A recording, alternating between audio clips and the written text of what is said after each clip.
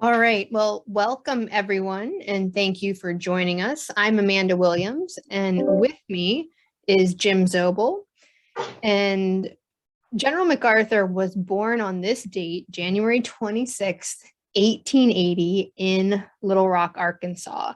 Now, during World War II and the occupation of Japan, MacArthur's birthday could at times be a major ceremonial occasion. Following his return to the United States, an annual birthday dinner or SWPA reunion was held in the dining room of the Waldorf-Astoria Hotel where he lived. Now, this stag dinner ranged from 25 to 140 participants, depending on the year, and it tended to include men like General Walter Krueger, Major General Leif Sverdrup, Admiral Thomas Kinkaid, General George Kenney, and many more. And in addition to the distinguished guests, presidents and other world leaders would often send birthday messages to be read at the dinner. So today we're going to talk about MacArthur's annual birthday tradition at the Waldorf. But I think before we get to that first birthday party at the Waldorf in 1952, Jim, do we know anything about his childhood birthdays or any birthdays leading up to World War II? The only one that I can find, there's a memoir by William Hughes, and Hughes grew up with MacArthur on all those forts out west at Wingate or at Selden, and then at Leavenworth. And then Hughes, like MacArthur, goes in the Army, and they both end up in the Rainbow Division. And Hughes is like under MacArthur on the staff there. And Hughes has, talks a lot about those early days out west, but, he doesn't say anything about birthdays. We know about the birthday at Little Rock just because that's where he's born there at the Arsenal Barracks. And there's that quip in the paper back in Norfolk that Douglas MacArthur was born while his parents were away, which always seemed to make MacArthur laugh. But this Hughes memoir, he talks about in July of 1918, when they're at the Champagne defensive, that the night that the Germans attack in that Friedensturm offensive, they're eating MacArthur's birthday cake. Now, MacArthur's, of course, born in January of 1880, and his brother, Arthur MacArthur, who was a captain serving on the USS Chattanooga in convoy duty, had sent Douglas MacArthur a fruitcake for his birthday. And it doesn't get there till 6 months later. And as you know, a fruitcake could probably go through an atomic, bomb, and you could still eat it afterwards. It's still going to taste nasty, the same. But they talked about, just how it was so funny. They were celebrating MacArthur's birthday in July, because this cake had come there so late. But other than that, we don't really know anything. Because of all MacArthur's correspondence and everything is destroyed, that predates 1942, we don't know about people writing him and all that stuff. Now we have some of the correspondence from the 30s, and there are well wishes in there from people for his birthday, mostly close friends. So basically that's what we know. I was going to ask, I know that Jean talks about Arthur's birthdays, there at the Manila Hotel, but I don't remember her ever talking about, a party for Douglas MacArthur. No, I don't remember any reference to that either. Yeah. So I don't know. Really, that only thing then that we know of is, that reference to that cake in 1918, as far as like a birthday celebration or anything. How private General MacArthur and Jean MacArthur were, especially during their courtship and then their marriage and those happy years in Manila before the war. Do you think that maybe during that time they just chose not to do anything public, or just invited maybe a handful of people to something? Yeah, because that's the way it seems. The only time that they really have big celebrations is later in life, when they do have those Southwest Pacific area parties on his birthday. They had and we'll talk about that. They do a few things, during World War II and the occupation, but it's never a big gala or anything. Right. And MacArthur would say later on, in his life that he never liked to mark birthdays, because it just reminded him he was getting older. Right. But then he really, when he was old, he really looked forward to those parties because he got to see everyone again, Yeah. from the old days. And It's so a reunion, not a that we birthday. know. Right, yeah.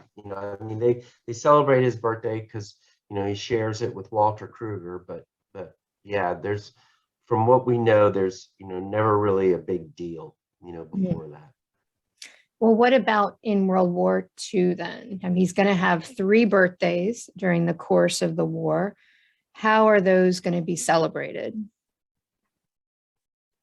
Well, he's on Corregidor for that one in 42.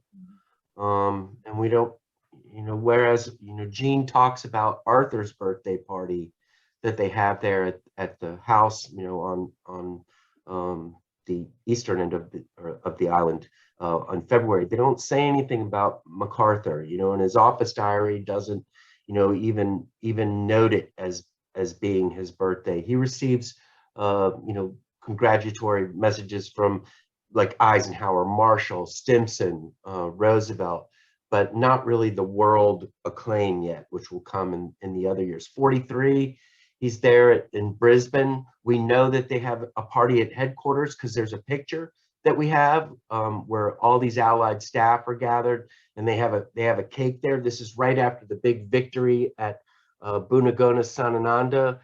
So it seems like they're had a reason to celebrate. 44, he's there again in Brisbane.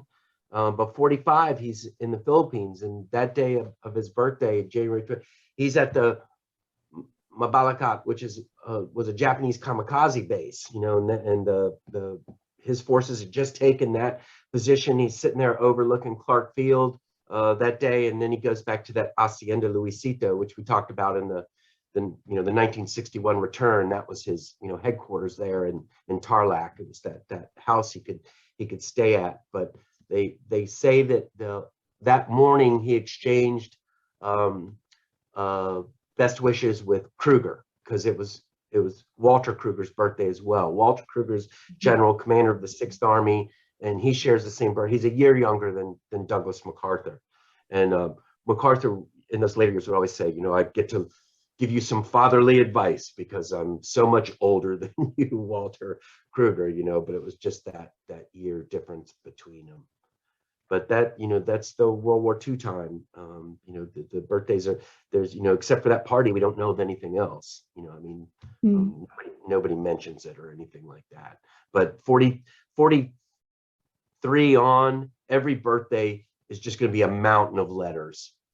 After Bataan Corregidor, where he's world famous, it pours in from all the heads of state, from the crowned heads in Europe. It's people all over the United States sending birthday cards and just, we have it all here. It's all right here. So it becomes a big event for everyone else. After 43, it'll be big in the McCormick newspapers, like the Chicago Tribune. It'll be big in the William Randolph Hearst papers. They'll, say, celebrate MacArthur's birthday every year with like almost a big page spread each time. So it becomes like this big event that will then even engender more correspondence to MacArthur throughout his remaining years. Mm-hmm. And I think I was wrong earlier. I said he only had 3 birthdays during the war. He had 4 birthdays. Yeah, You covered all those. Okay. Yeah.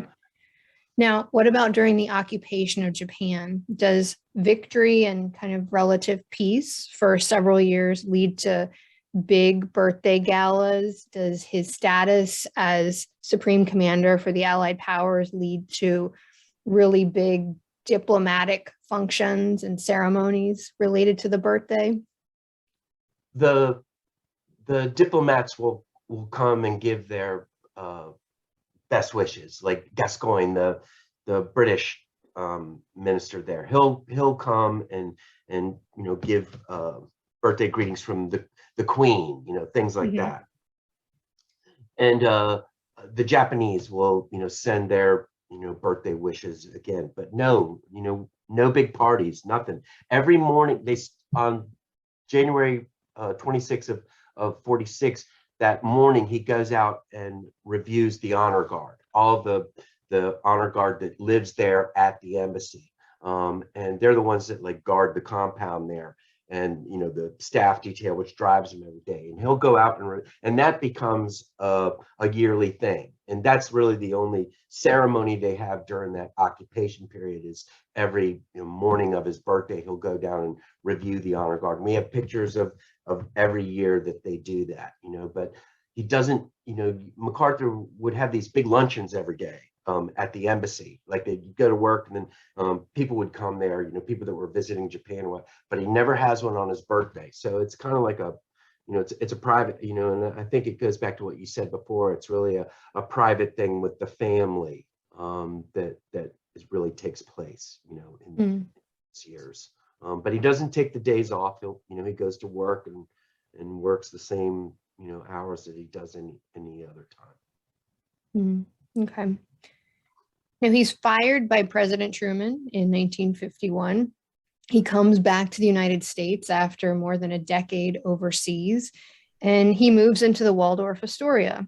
And I think a lot of people tend to think that it's strange that he and his family are living in this hotel, basically, but it wasn't really that strange or anything. You know, the Waldorf wasn't your typical hotel either, had many, many residents in it. So tell us about the Waldorf when he lived there. Well, it does have like apartments there. They live in what's called the towers, and they have pretty sprawling apartment there with, you know, big living room, study, you know, a couple of bedrooms, big kitchen. He's still got his valet, Valbuena, from the Philippines, that will be with him through the end of his life.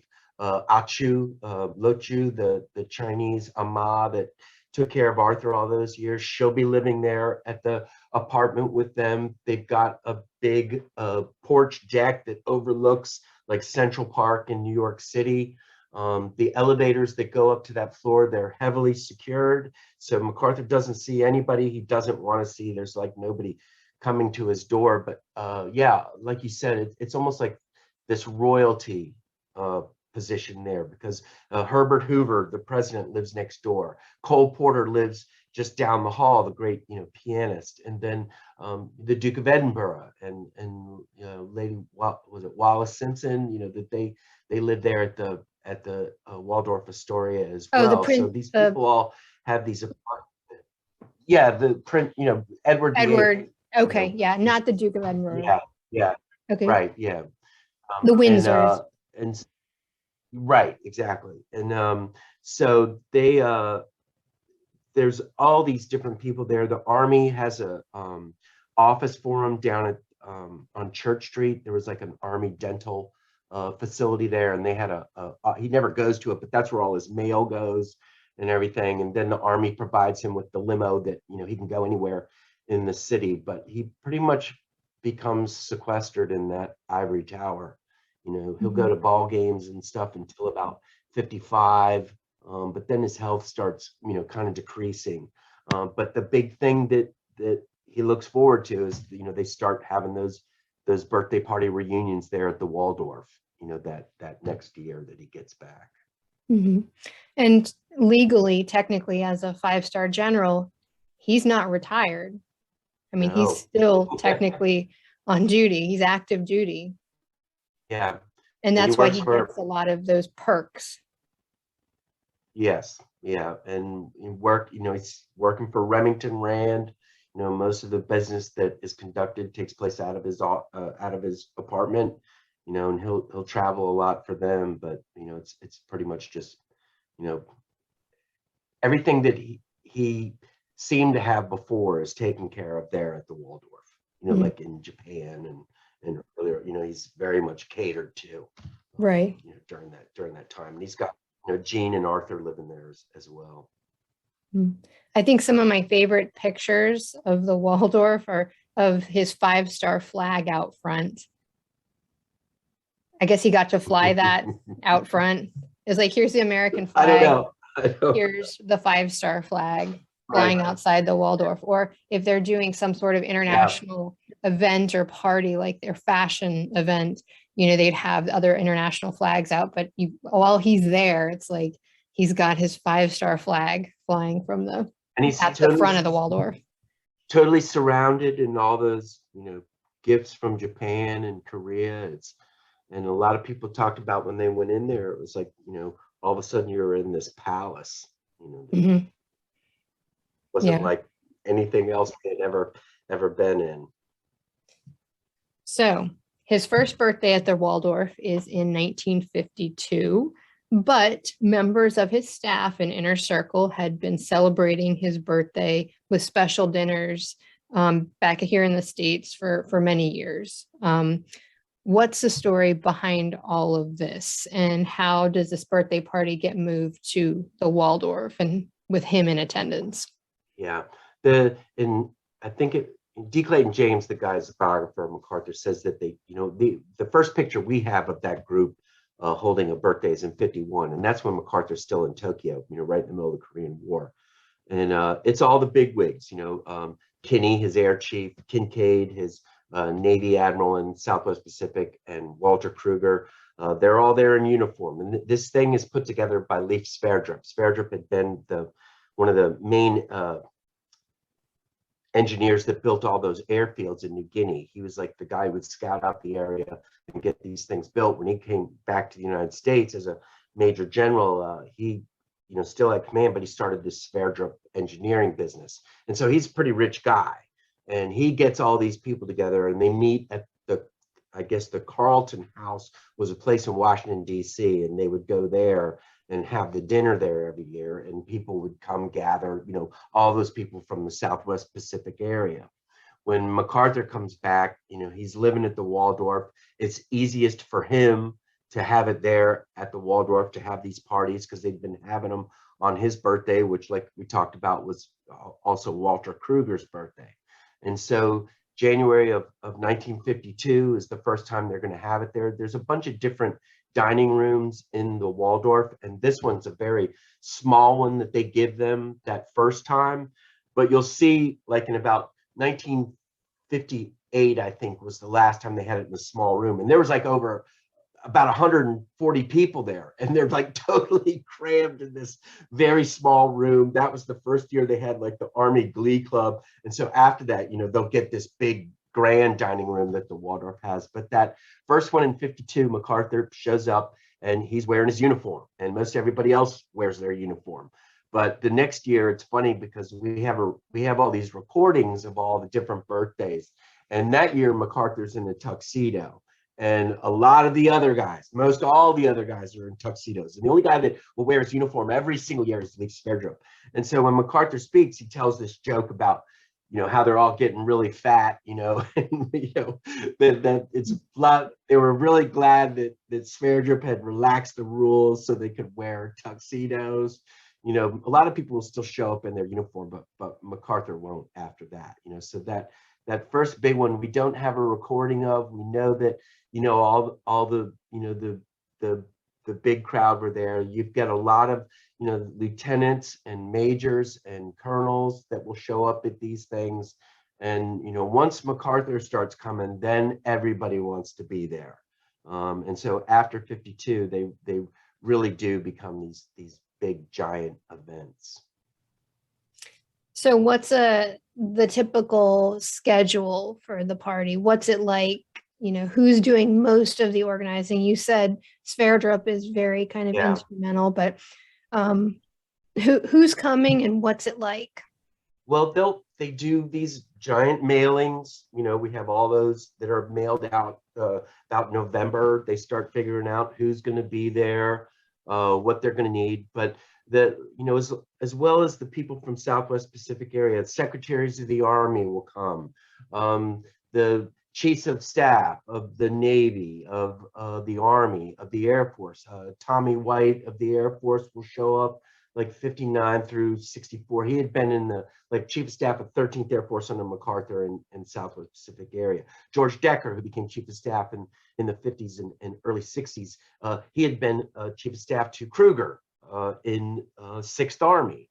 And so these guys will all show up. And every year, like Arleigh Burke, who's the chief of naval operations, had served with MacArthur's group there, as well as in Korea. They'll come to these events just because they had all served in that time. They knew all these people, and like in the when they come there, MacArthur will recognize all of them, because every year he gives a big speech.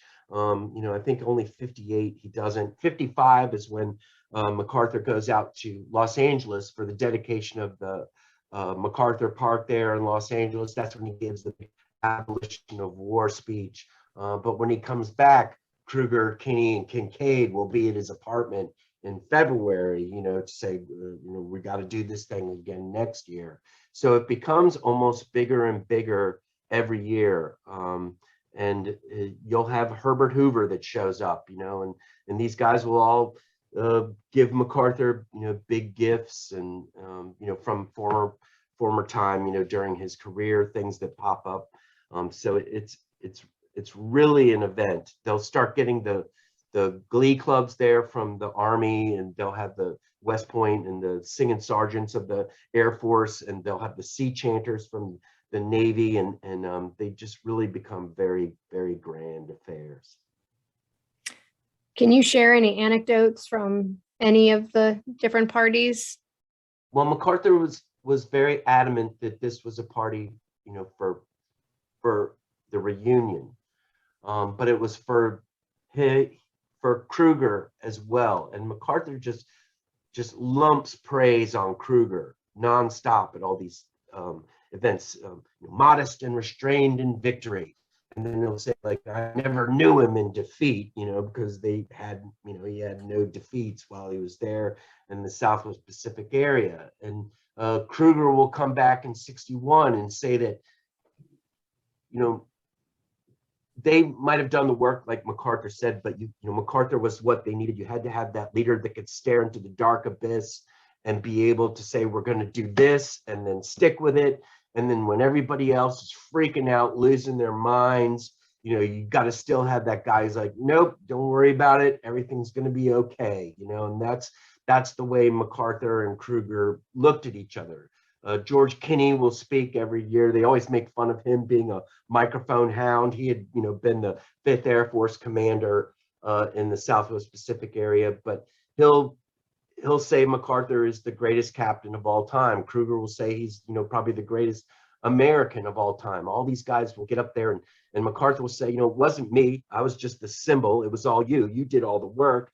Everything that has been accorded to me should have been accorded to all of you. And they'll, I think by like 1962, MacArthur had given one of his last big speeches, and he in 60 and 62, and this is before the Duty Honor Country speech at West Point, he basically gives the whole speech, in different elements, because it looks like things that he had been refining for years and years that he finally puts all together, in that Duty Honor Country speech. The thing that's really cool is the people that show up, Eichelberger, MacArthur's 8th Army, he never goes. He blames MacArthur for not giving him his 4th star, but he dies in like 1959 and 1960. And Eichelberger's chief of staff was this guy, General Clovis Byers. Soon as Eichelberger dies, Byers is at the SWPA dinner every year. It's like he wasn't going to go while Eichelberger was alive, because he didn't want to, like, oh yeah, those guys. But he'll show up after that. 1960, Sutherland, who had the big falling out with MacArthur, his chief of staff over the girl. 1960, there he is at the party, and he's right next to MacArthur the whole time, back in his position. I'm chief of staff. I'll be directing everything going on at this party. So it's these people that show up. Edwin Harding, who got canned at Buna, by Eichelberger, and washed out, from there. He shows up in full uniform in 1959. So that, to me, that was, listening to, because they made all the albums, of recording all these things, and you really, after 6 hours of it, I was like, okay, let's get to the next one, because you don't know what's going to be said. The bands are always awesome, and so I'm all geeked out on these stupid albums. And then you see all the pictures, where all these people show up that had never been there before, and then it's like, oh man, there's him, and they just look older and older and older. 1964, MacArthur showed up looking like a skeleton.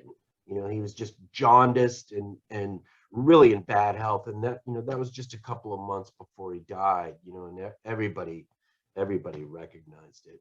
Mm.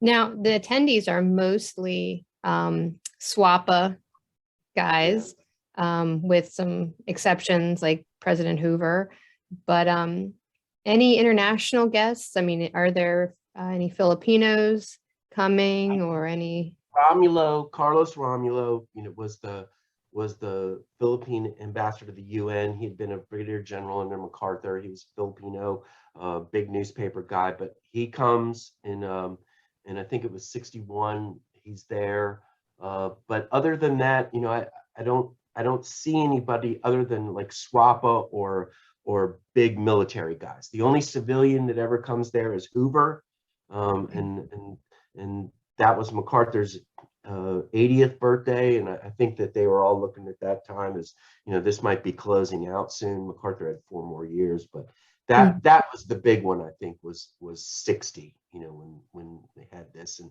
at the end, everybody would sing "Old Soldiers Never Die," you know, and that would be the end of it. But the thing that's the funniest is you have all these bands playing, and none of these military guys, you know, give a hoot about the songs they're singing. You can hear all the chattering going on in the background, you know, because they're trying to talk while the band's playing. But as soon as the bands go into Waltzing Matilda, everybody goes bananas. They're all singing the song, they're all yelling, they're all screaming, you know, and I think that goes back to because of that time in Australia, when that was the refuge, that was the, you know, the place that was holding out against the Japanese, and, you know, that song just reminded them of that time. Old girlfriends, who knows what it was, right. But as soon as, you know, that song would start, everybody was just going ballistic, you know, just screaming at the top of their, it's really kind of hilarious to, you know, to listen to it. Now, these were stag dinners, no wives, no ladies. Jean, though, at the end of the night, she comes downstairs to collect her husband and take him back upstairs. Exactly. That's the way I looked at it too. It was like, okay, the wife's here, I gotta go. You know, it's time for me to get out of here. Is that how it worked? Was like her arrival, like the signal? I think so. The party's over. Yeah, I think so. You know, it was like Jean's outside, they'd sing the song, you know, and it'd be done. And the thing was that after the 1961, when Jean came down, MacArthur was like, I don't feel well at all. And they looked at him. The next day he collapsed, and they had to take him into surgery because his prostate gland had really inflamed overnight. So that big party, you know, when he's sitting there going, he told the joke that he's like the guy on the train that buys a ticket to the next stop at every stop that they stop at, because he doesn't know if he's going to make it that far. And, you know, they're all like, oh no, everything's great. We got, you know, you're going to live forever. And then he collapses that night. So, but that was like, he held out the whole time. But as soon as Jean got there, you know, he was like, I'm not feeling well at all. You know? I think you've already mentioned this, but do the dinners end after his death? Well, they came here the next year in 65. Okay. Sverdrup comes, George Kenney's here. So they come to Norfolk, Virginia, where his memorial is. Okay. Yeah, because after he's buried, you know, a lot of them came to the funeral, but then that next year they come and have the dinner here. And they had a ceremony. Sverdrup was in uniform as usual. There's only maybe about 25 guys that are there for that. But the last time I ever see Sverdrup here is 67. And he'll resign as commander of the SWPA Association, because in 74, when they come here, it's this Admiral Dyer, who had been a younger officer in the Pacific at that time. And so 74, when there's only like 5 people here. You know, they said they started having the dinners in Washington. I don't know what that was. You know, Courtney Whitney was running the MacArthur Memorial at that time. A lot of these guys didn't get along with him. Does that keep them away from the memorial? We really don't know, because nobody ever said. But yeah, we know that those first couple of years they did come and meet here in Norfolk, afterward. Any final thoughts? MacArthur's birthdays? Well, it goes, as you know so well, it goes hand in hand with Australia Day. Today is kind of like Australia's 4th of July. It's their founding. And this was realized in 1943 when MacArthur's in Australia, that Australia Day was the same day as his birthday. So it kind of became united. Usually this is the biggest day of our year at MacArthur Memorial, because we have all the Australian military here, all the New Zealanders and all their compatriots in the Allied armies, and it's usually our biggest event, but because of COVID, we got nothing this year. It's stuck with you and me, Amanda. All right. Well, thank you everyone for joining us.